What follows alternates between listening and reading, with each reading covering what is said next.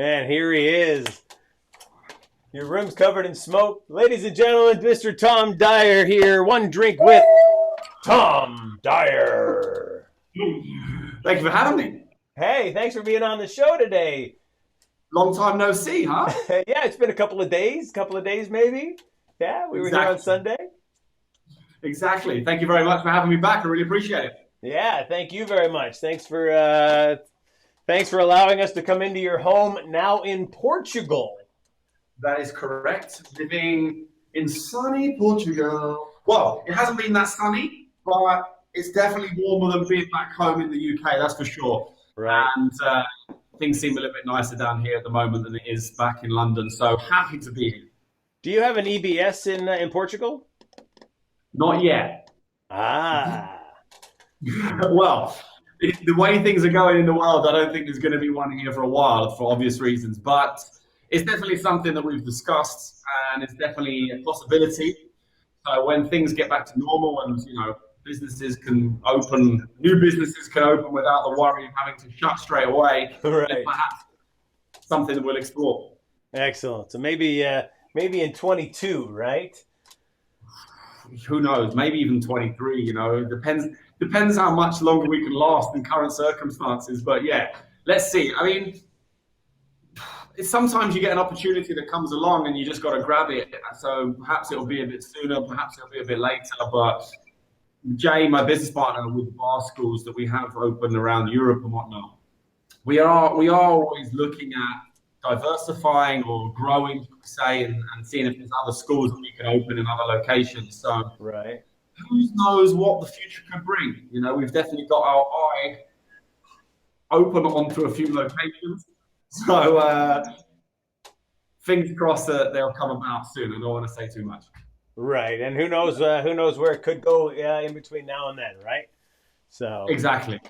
We could be on lockdown number 73 by then. So oh God forbid. All right, this is one drink with. Let's get a drink on here. It's dry January, so I'm going to make a cocktail with this whiskey alternative. But what cocktail are you making for us today, Tom? Basically, you're making a cocktail with dirty water. Yes, some dirty, spicy flavored water. There's some of the no alcohol products I'm really enjoying. And I can completely understand why people like to use that. And if they're non-drinkers, they want something a little bit fancy, a little bit different, I can understand it. But I'm going full alcohol today. Nice.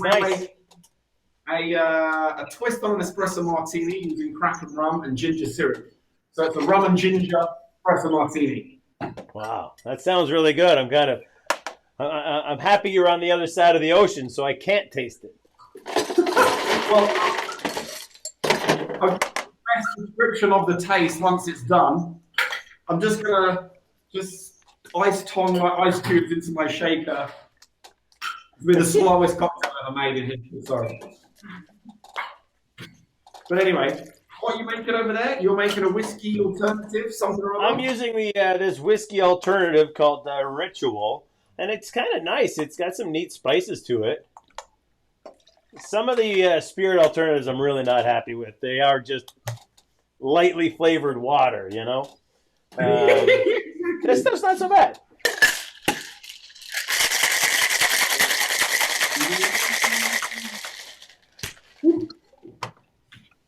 I'll do a little measuring cup today. Anyway, coffee. Fresh brewed. Thank you, Trish, for that. My girlfriend is here helping out, and she lovingly brewed up delicious coffee. What else am I putting? Ginger syrup. So there's an alternative whiskey sour, and I'm going to float a little kombucha on the top of it. Ooh. So not only is it non-alcoholic, it's healthy as well. As they say. Well, that's real lemon juice, and lemons are like a superfood. Exactly. I feel really terrible now making a full-on alcoholic beverage. Not that bad, but I still will. I'm sure you'll get over it, right? Yeah, completely. Do you know, there's one thing I always forget. Now I don't work behind the bar. The one thing I always forget is to chill my glassware. Right. Like, I just go ahead and start making a cocktail without cooling down my glass, which is very important, kids, if you're watching. Make sure you have cold glassware. And bear with me, it's going to be a little bit longer than I expected. If you're making drinks at home, gosh. Yeah, if I'm making drinks at home especially. That's all the ice going in there. Yes. Right, excuse me. Smash it. Smash that like button.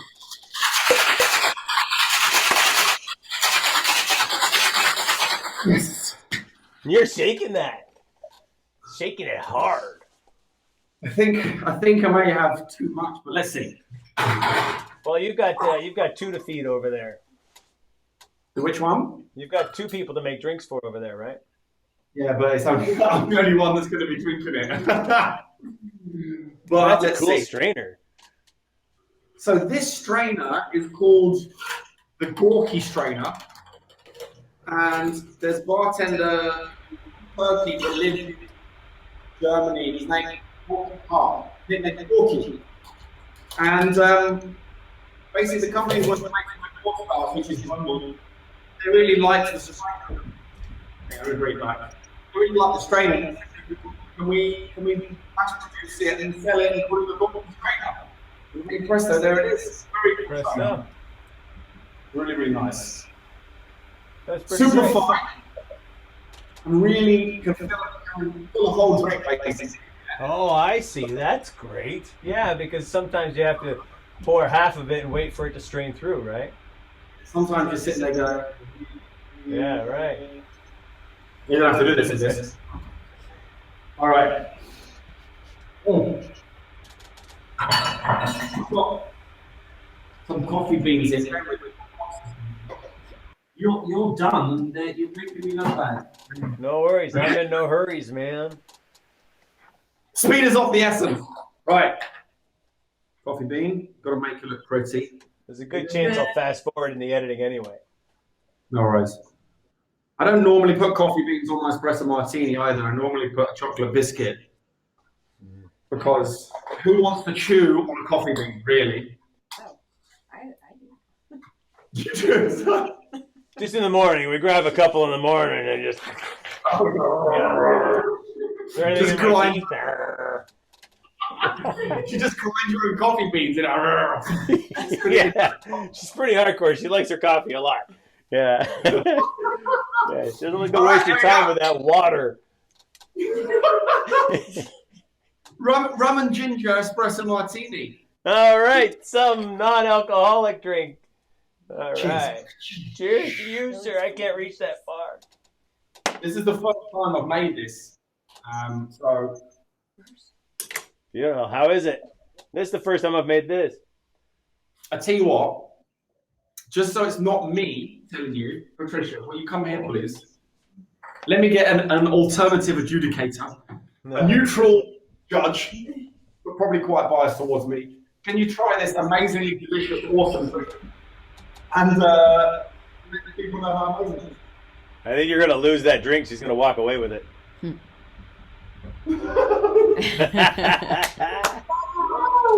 Wow.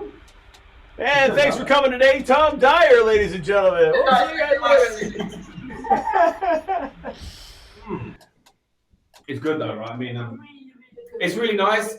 I mean, we don't have a big kick of the ginger, but which is good. We don't have a big kick of the ginger, but that is good, I'm being told. True, there's not a huge ginger kick in there, but it's a nice tasting espresso martini. Well worth the shot. Just a little extra spice. Mine's got a little spice on the finish. That's about it. Otherwise, it's lemonade with some kombucha in it. Some dirty water, lemonade. But I like a bit of a ginger kick to my food and my drink, so I thought that we make this homemade ginger syrup. Where have I put it? Crystallized a little bit. It tastes amazing. First time I ever tried it. It tastes amazing, but it's not coming through on this, unfortunately. But right, still tastes. I don't have any ginger real. I have a factory that makes ginger syrup for me. Yeah, so. Exactly. Maybe I should just use that. I probably got some here somewhere. Yeah, anyway. You might. I should, of course, I should, but I don't. So never mind. All How's right. yours? So I've Tell me- got tell Tom me- Dyer here. Sorry, your question? Sorry, I had to interrupt. What's yours taste like? Because it's no low alcohol, do you actually get like any kind of whiskey flavor, or is it similar to alcohol, or what's the deal? This stuff that I'm using, I got it with a subscription that I've got. So I'm not plugging it. They're not paying me or anything else. I just wanted to try it. It's called a whiskey alternative, warm caramel hemp leaves, green peppercorn, prickly ash, and toasted spices. So there Right. are spices in it and kind of woody notes and smoky notes to it. So it has a bit of character. When you taste it by itself, it's pretty watery, and the character comes through at the very end. But Right. I add a little bit of sugar to it, and that's going to sweeten it up and bring some more flavor forward. And then, of course, shake it into a cocktail. So it's still a unique cocktail. It's still a kind of a more sophisticated non-alcoholic drink than just a Coke, you know. Exactly. So Exactly. it's got a little bit of whiskey burn in it, thanks to the spices. So That's what people are looking for, really, isn't it? That little bit of burn. But if somebody's drinking it who doesn't drink alcohol, that's the thing, is that when you don't drink alcohol, when you have a flavor like you've got in front of you there, it's a strong flavor. right, But when you're drinking alcohol and you don't, it's, how can I say that again? So those who don't drink alcohol and then have a strong flavored product as a drink is very strong flavor. If you drink alcohol regular and then you have that product, you probably won't taste it as well as somebody who's non-alcoholic drinker. yeah, you're probably right on the money there. Absolutely, That makes sense. you know. Yeah, it does. It's like when you quit smoking, right? Or when you stop having COVID and you get your flavor back. Exactly. You got it. Perfect. Right. Nice, man. So, all right. So in front of me here, or beside me here, ladies and gentlemen, Tom Dyer, 12-time UK champion in Flair bartending. Is that correct? Yeah, officially, unofficially, yeah. So basically, Roadhouse, which sadly closed, the whole of the competitions, I suppose. They used to do a UK championship in their venue every single year, and I won that 10 times. It wasn't in a row, unfortunately, because the lists. Jay Dutoit won it, and I was at my sister's wedding in Australia, so I didn't get a chance to defend that one. But then the other times it was through the UKBG, United Kingdom Bartender Guild. They did a couple of competitions to see which UK Flair bartender was going to go and represent the represent UK in the International Bartenders Association Flair Bartending competition. Well, that's a mouthful. And I won that twice. So those two are a little bit, it's kind of a title, but is or it isn't. I'm just kind of jumping on the back of it. But yeah, I did fairly well, let's say, throughout my career as a Flair bartender, especially in the UK. So very happy about that. Right. Well, you know what? There's a lot of people that have all those titles on their names. Like a 15-time world champion Flair bartenders, and you can run a bartending competition and call it a world bartending competition as long as you've got a couple of international people in it. But there's only a few competitions really that bring together the best of the best from the different countries, correct? That's the thing. When it came to world championship titles, and yes, there's some people who perhaps say that they've got X amount of titles, no problem whatsoever. But my view of the world championship Flair bartending titles were IBA, Roadhouse, and the other one. What's the other popular one that was attracted a hell of a lot of people? I can't remember now. But IBA, you're getting people from all over in different countries. There's no way that you can't call it some kind of world championship. Right. It is the most diverse world championship in many cases. The like sad Diageo reality does for the mixology world. The Diageo World Class really brings people from every single country, right? Well, not every single country, but many, many regions. So sorry, Exactly. I cut you off there. No problem whatsoever. You're 100% right. And That's the thing with IBA. They bring a lot of people from different countries. Sadly, we don't always see the best Flair bartenders in the world competing in that competition. But it is a competition, and if they don't compete, it's their loss. You can still call it a world championship title, I believe. Um, and then you had Roadhouse, where it's a full year of qualifications, where people get a chance to compete every single month. And it used to be there used to be qualifications around the world as well. So that was a good sort of raw world championship title. Legends was good actually because it was nation only from all over the different parts of the world. But then there was some competitions which called themselves a world championship title, and I just didn't really agree. It was just lucky that the best of the world were there, but it didn't necessarily, in my opinion, make it a world championship. Right. You know, I was thinking about it today. Sorry to just go on this a little bit. I was thinking about it today, and since I stopped competing, even when I was competing, the only time it ever became part of a conversation was in times like now when somebody asks you about titles you called yourself, or how many competitions have you won. Other than that, people don't hire me or not hire me based on how many competitions I won. They don't really care, to be honest. They just want to know, throw some bottles around and make a cocktail. So right, it really doesn't make your business card any stronger by having 12 competitions or 13 international competitions on it. It really doesn't, because there's some people who have not won world championship competitions and are absolutely smashing it in the bartending world or Flair bartending world, whether it be in your own local country or be online. So it's got nothing to do with how many competitions you win, really. It just depends how much of a hard worker you are and how much you're willing to sacrifice to get what you want in your profession. Right. And tell me about your rise. I know you spent some time at Fridays as the entire Flair world has some kind of connection, 6 degrees to Fridays, TGI Fridays back in the day. Yes. What parts of your career would you advise somebody else to try to make sure was on their resume as they were growing and if they wanted to follow in your footsteps? Bartend for a few years at least. And a few years is, minimum really. You want to be behind the bar for a good number of years. So it's your regular job, it's your kind of career at that point. So that you can get a full experience of what it's like to be a full-on working bartender. The difficulties we have, especially with Flair bartenders these days, is that they've never worked behind a bar. They're just doing competitions. Right. They call themselves a Flair bartender. They're not Flair bartenders. They're jugglers that make cocktails.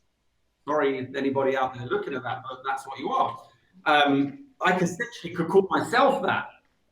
But I was a bartender for a number of years in the beginning. And that made a big difference, I believe, for my full career, is being pushed to basically learn to be a bartender, learn to deal with guests, how to upsell, deal with money, manage stock, manage people, work a busy bar, work a quiet bar, clean, restock, everything else that you need to know as a bartender to tend the bar. Right. I think it's very important, regardless of whether or not you want to be a mixologist or a star tender or a Flair bartender or a liquid chef or whatever you want to label yourself.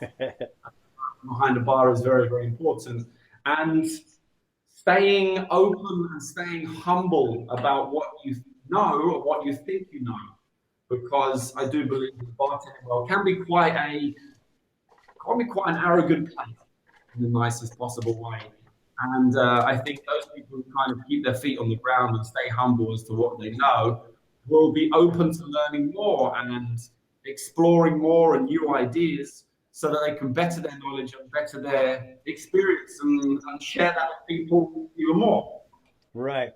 You once had a manager or a fellow employee tell you to stop flaring and start bartending, right? Yeah, so there was a friend of mine who was my barback at the Roadhouse World Finals from 2002. No, 2002. 2002. That's 20 years ago. Until about 2005, I guess. 4 or 5 years. His name is Amit Sood, and he helped me get my second or third bar job. And I remember when I was so fully into Flair and not even focusing on my bartending, he was one person that really, really said to me seriously, he looked in my eyes and was like, listen, put bottles down, learn to make a cocktail, get a job at TGI Fridays, and learn how to serve guests, because otherwise your Flair is completely useless. And I took that, and I told me to do the same thing, and it made a big point and it was a great piece of advice at the time. Right. Yeah, the piece of advice that's now spreading through the world a little bit more. Yes. We went from big Flair in the early 2000s, and then, like you said, a lot of bartenders were just flipping bottles and not learning how to make drinks, to the almost a decade or so of the high-end mustache twisting mixologists, chasing each other around mountains to find blue flowers before Batman gets to them.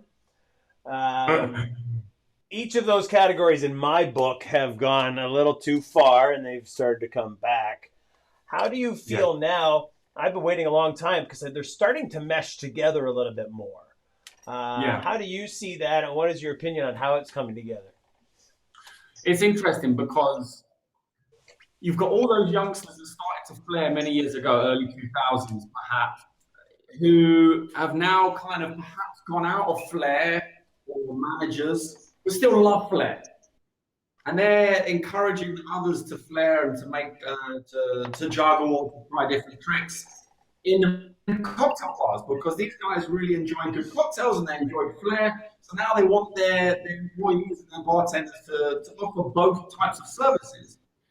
And then with the emergence of what was being called a craft Flair, which essentially is working Flair for you and I, a craft Flair, the little movements with the jiggers and the icing up of the shakers and pouring into the jigger and everything else, bartending is becoming, or Flair bartending is becoming a lot more accepted, with all these small little tricks and nuances to a mixologist or to a bartender's repertoire. And it's something I used to say to people who weren't fully into the Flair competition scene, but wanted to learn a couple of tricks. I said, look, you don't need to learn a lot. You need to learn one move with the shaker, one move with the jigger, one move with the muddler, the scoop, or whatever, everything else. And do that every time that you pick it up.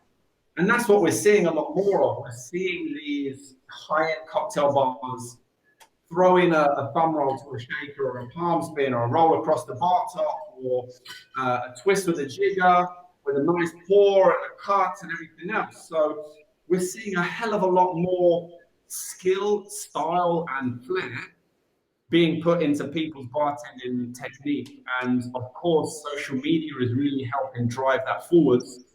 And the only people holding it back are the people who believe without being rude, and the people that are either jealous and have had a bad experience with their bartending in the past. Right. And that sounds like an extremely arrogant thing to say, but if you speak to some of the well-known bartenders from around the world, Peter Dorelli, Salvatore Calabresi, Francesco Lamfranconi, you speak to Angus Winchester.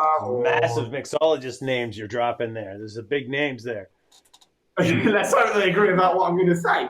They have full respect for Flair and Flair bartending. You're never going to see them behind the bar throwing bottles around, but they understand the different variations of Flair bartending that there is. And I think the Flair bartending world and the big Flair bartenders of the world fully understand cocktails and mixology. Yeah, and they're trying to learn it, and they look up to people that hold the mixology knowledge. They really do. And a lot of those professionals who have been doing competitions, Tony Malik, Mark Roslucny, Giorgio Chiarello, Nicholas St. John, whoever you want to know or name, and who are the big names in Flair, they know how to make a cocktail. They know how to make a drink. They know how to bartend. But the only thing we see of those people is the competitions, woo! And making essentially not the greatest cocktails on stage, because it's all about the Flair. So to answer your question in the most longest way around ever, the emergence of the two genres coming together, I think, is wonderful. And I think we see so many variations of different types of bars, of bartenders, of Flair bartending, mixology, flavors, because now people realize that creativity is open to do whatever they wanted. When I started bartending at the beginning, you had a Long Island iced tea with fruits powdered mix, or you made a sex on the beach, two different ways, and everything was very juicy, very 80s. Right. Yeah. 80s and 90s, it was all just juices and powdered mixes, like you say. Exactly. Yeah. But now we've got an immense amount of flavors available for us. You've got brands such as the one you're working for, Real and Finest Cool, which have every flavor under the sun, and they taste good. Right. And you've got all the real fruit, real sugars. Exactly. So it's a no-brainer that these things were going to collide together with the internet being at our fingertips, and I think we're just going to see a hell of a lot more of amazingly creative bartenders come out of the woodwork, showing cool cocktails, cool flair, and a mixture of everything put together.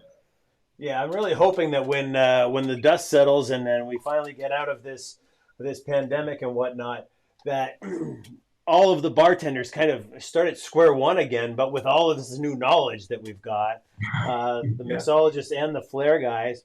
What would you say to a mixologist, perhaps, that says, "Oh, I don't do Flair"? If they did study Flair, what do you think? What do you think that does to their job as a mixologist or tending bar? What skills do you think that they pick up beyond actually flipping a bottle? Well, any bartender that says to me that they don't Flair, it's a very clever argument you can have, because if you look up the definition of Flair, it's to do something with style or originality, or what's the other one? You do it with some pizzazz. Pizzazz, but like the literal English or the literal dictionary definition, to do something with style or originality, or to do something with inept aptitude or something like that. Oh, but yes. Style and originality is the key one. So I would say to that mixologist, I said, "Are you original? Do you have style when you bartend?" Because everybody thinks I have style. And I've got lots of style. I've got my own style. Well, So I say the definition of Flair, take away bartending, the definition of what doing something with Flair is to do something with style and originality. Right. How we understand the word Flair is competitions and juggling tins, or liking video. Right. Yeah, I like that video. Like that. Exactly. Smash that like button.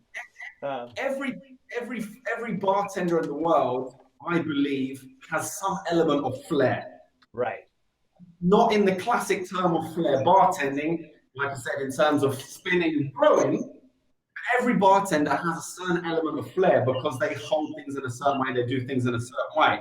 Now, if every, let's say, mixologist who was against Flair studied Flair bartending, tried a few tricks, and just gave it a go open-mindedly, I think that they would learn to be a bit more dexterous with the fingers. They perhaps would enjoy doing a reverse pour instead of a regular, beer grip with a claw grip with their jigger pouring into a shaker. Right. I think that they would focus a bit more on how they stood and how they looked when they were straining a cocktail, or when they were making a pour, or when they were shaking their drink. Because I think the one thing with Flair bartending is that you can do a move like a palm spin, like this, and you can do it like this. Not very well presented. The old Tom Cruise stand. Or you can do it like, there was a bartender called Attila Iskifoglu who used to go like this, look into a shaker. Okay, that's a complete over-the-top way of doing a palm spin. Fixing his hair. You can do a palm spin out there, and knowing how it looks and how you present it to your guests and the people watching you knows that it's going to look better than doing it down here. Right. Doing a nice palm spin, picking up your shaker and bringing in the ice, for example. There's nothing to stop you doing those kind of things, and it's not slowing down service, because I think a lot of people say it's a waste of time, it's for the service. And I'm thinking, if there isn't any age in bartending where Flair bartending is definitely not a waste of time. It's now, because you're standing behind the bar and everyone is there with their phones out recording you. Right, right. What a perfect way to encourage people to hashtag your bar and hashtag you. Do you know what I mean? And it doesn't even have to be a lot these days. You can do a spoon twist, excuse me, and get someone filming you. You could just simply do a swipe and then a pour, and happy days. So Flair and Flair bartending, and those who hate Flair bartending or really are against it, I mean, it's an arrogant thing to say. I think there's a certain level of, maybe jealousy is not the right word, and I apologize if I offended anybody with that, but a certain level of, they've had a bad experience about it, or they've seen a bartender try and flare behind the bar, and a bartender has done it really badly and make it look terrible. So that's it. They have nothing to do about it. But if you see someone who's shit hot, excuse my French, you could beat that out so you can monetize. Right? No, we're good. But if you see a bartender who's really good at flair and making cocktails, you cannot help but be entertained by it. Right. I don't understand how anyone would want somebody to bartend in a boring way, or bartend with a bit of flair, a bit of style, and a bit of pizzazz. We go out for a good time, and we go out to be entertained, so why not be entertained? Right, yeah. We talked to Travis Tober and in his episode of One Drink With, and we talked about bartenders being in the entertainment business ahead of the hospitality business. You know, people come out and they want a different experience. So as much as they want their taste buds to have a unique experience, it's all part of it. Completely, because why else would they put the bartender on show in front of everybody else? Right. Yeah, they put the kitchen guys are usually behind a wall somewhere. Yeah, we're definitely front and center, so there should be some kind of pizzazz, or I was trying to remember the definition. But there's been a stylishness or originality, or a bit of inept aptitude. Oh, inept aptitude. That's what I was trying to think of. Inept aptitude. Inept aptitude. But it is true. I mean, I know that I can understand people who don't like flair bartending behind the bar, because you get some people who do it really, really badly. Right. But you get some people who do mixology really, really badly, or just general bartending really badly. So the difference between somebody who's a flair bartender and does it badly is that a flair bartender will be dropping everything on the floor and spilling everything all over the walls. A bad bartender just generally looks really unhappy and sad to be there, and the drinks are going to taste pretty bad. But you don't really regardless of whether they're flaring or not. Exactly. So, yeah, anyway. I try to encourage people to go into competitions as much as they can, not to win it, just for the experience of being in it. Because it's about the journey, and it's about what you learn about yourself going into the competition. And then, of course, the camaraderie when you get there. There is a huge difference between being a flair bartender versus being a flair bartender who has competed in a bartending competition. Right. The level of camaraderie with the other flair bartenders is it's just this incredible step up, and all of a sudden you're part of the family, you know? Exactly. It's a very good piece of advice. I truly believe, everybody who's interested in doing any kind of flair, to try out one competition, just to get that buzz, like you said, and the learning curve that you get from it and everything else is huge. You don't have to win, like you said, but entering a competition will really test your nerves and try and help you get past that fear of flaring in front of other people. Right. Because once you've done it in a competition where there's 100 people watching you, doing it behind your bar, which is essentially your second home, should be much easier. So what's your best advice, your best one piece of advice to an up-and-coming bartender, flair mixologist, whatever, just someone coming into the industry and wants to hear one piece of advice from Tom Dyer? Enjoy everything that you're doing. So whether that, and don't let anybody tell you to do otherwise. If you enjoy throwing 3 bottles around, then throw 3 bottles around. If you enjoy doing mixology and a little bit of flair, then enjoy that. If you want to do flair and compete and train to do that, then do it.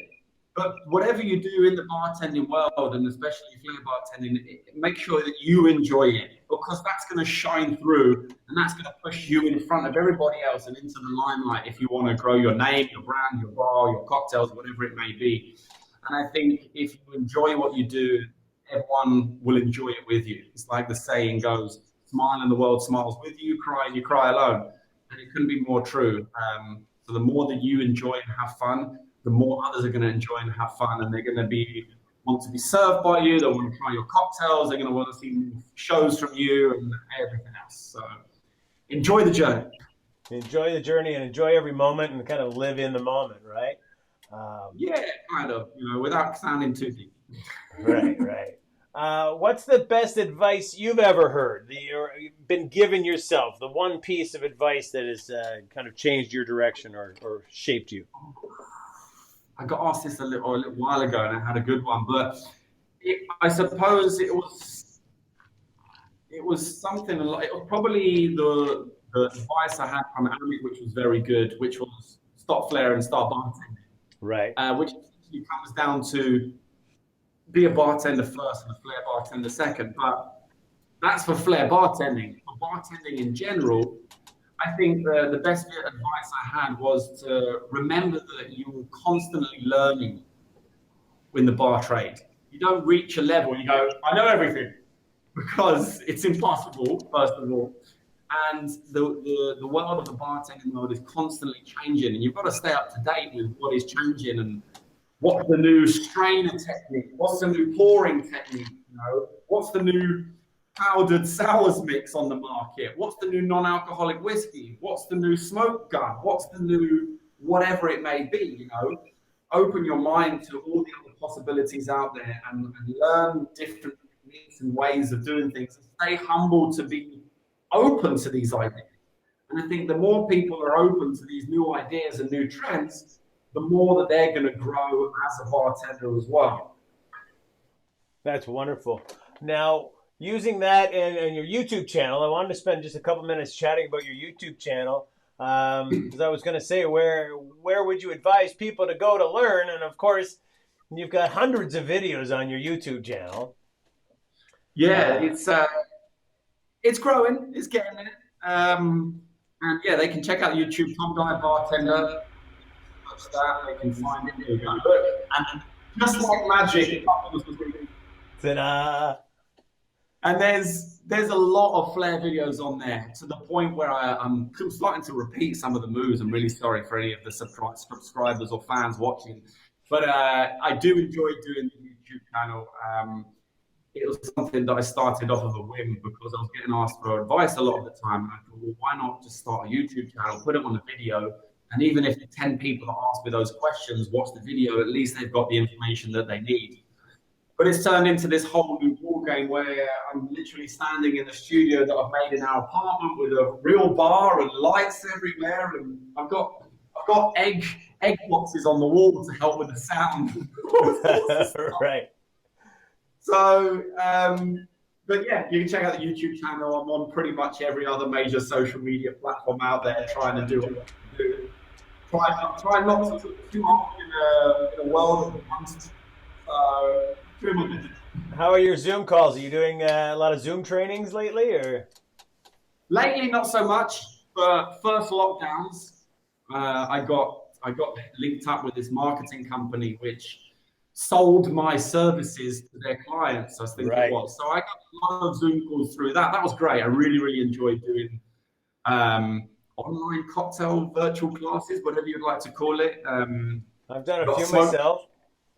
You've done a few yourself, yeah? Yeah, I've done a few here and there. Not as many as you have. They're fun, right? I like it. Sorry, go ahead. Sorry, I was just saying, I do quite enjoy them. Number one, because I can make cocktails in my slippers. And you don't have a hell of a lot more to tidy up other than your own station. Oh shit! Other than your own station, right? And it's not the same without being there with the people, of course. But I try and make it as visually appealing, and I change throughout. I wear hats and sunglasses and Hawaiian leis, and have a smoke machine and use music and whatever else I can do to try and make it as visually appealing for those on the other end as they possibly can. Because I think some people forget when you're teaching how to make a cocktail with like 20 mils of gin and like 50 mils of lemon juice, they forget that the other people are sitting at home in their kitchen just following along mundanely. So your job, going back to what we were saying, as a bartender online, is to entertain as well. Right. And so I try to ensure that comes through on my live sessions. Try and be as funny with my terribly bad jokes. Try and be as funny as I can and visually appealing as possible. Right. Well, that's fantastic. Good for you for being able to switch into that mode and just going with the trends of it. Give it a shot, you know. That's the thing, is you've got to give it a try, especially during these times, and see what you're good at. And you never know, you might find a new talent within yourself, and online cocktail masterclasses might be your thing. Who knows? Right.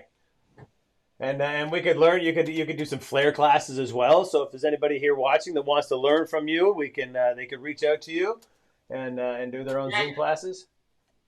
We do. Well, I'm bringing out a Flair course with European Bartender School, which should be coming out in the next few weeks. Wonderful. Which I go through 4 chapters. There's about 40 moves, I guess. Okay. With some upgrades with most moves, so it probably gets to about 100 different moves where they can learn with tutorials, slow-mos, different angles, and get a PDF document to follow along with. And it's recognized by EBS, so they can check that out. It's going to be at barschool.net very soon, I hope. Barschool.net. Be sure to tag me when you send that out. I'll forward it to the few people that are watching my show. Thank you. Good stuff. Yeah. How's your drink doing? Fantastic. Look, yeah, looks like we made it through, huh? It was really good.